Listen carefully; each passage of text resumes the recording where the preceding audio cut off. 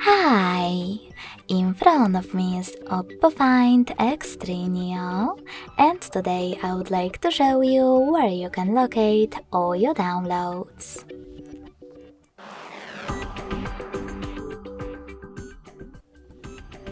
First of all, you need to find an app called Files. When you find it, click on it. If you never used it before, select Continue in the pop-up, then Allow, and finally hit Browse at the bottom in the middle.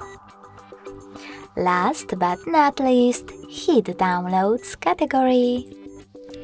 As you can see, all my downloaded files are over here.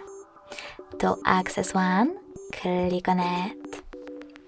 Thanks so much for watching. If you enjoyed this video, don't forget to leave a like, comment and subscribe.